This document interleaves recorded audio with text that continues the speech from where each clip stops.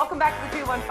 I am super excited because this is my favorite part of the segment. We've got some flights here from Crossing Vineyards, and I know exactly which one I'm going to try. I'm going to go with this Cab Sav. She just said I'm going to drink the red. The Cabernet Sauvignon. There's a bunch of red. It's all red, except for this little thing.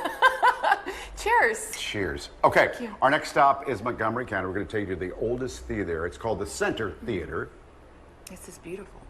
But also, you know what else is beautiful? This exhibit, and I'm being serious. This is one of my favorite segments in this episode of the 215.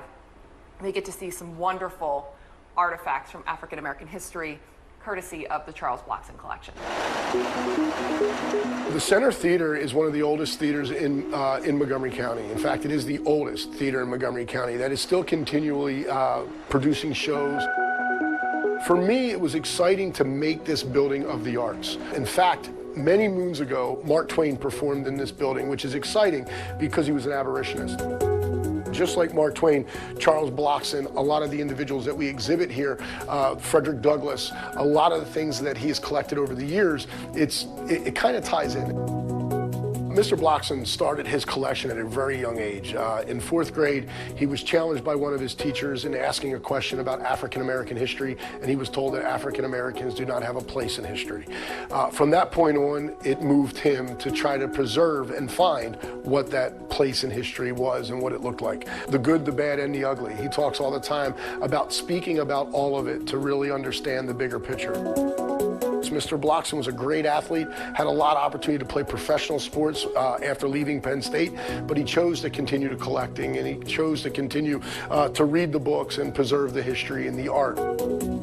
Mr. Blockson talked to me when I was in grade school. He would come during Black History Month and spend some time in the school district, being that he's a graduate of the Norristown School District. Hearing what he had to say and his life mission in collecting books and preserving history, it was real attractive to me after seeing what he built at Temple and at Penn State to try to build it right here in his hometown. So that's what we were able to do, to bring the collection here so our residents and people in the area can enjoy his work.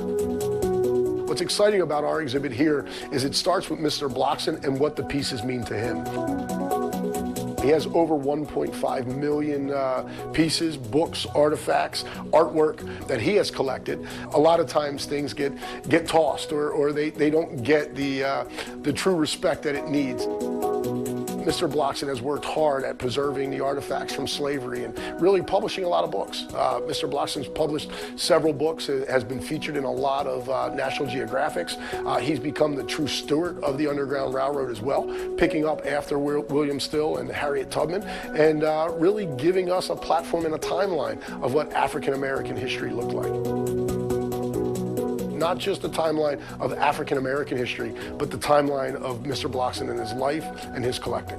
We opened up for a private event on June 15th, with it being open to the public on the Juneteenth weekend. Mr. Blockson did a Juneteenth celebration in 1988 in downtown Philadelphia that had well over 3,000 people attending and great speakers. This is an individual who knew then the importance of preserving something that we're just now getting around to. Seriously, go see that collection. And if you want tickets, go to their website, which is thecentertheater.com.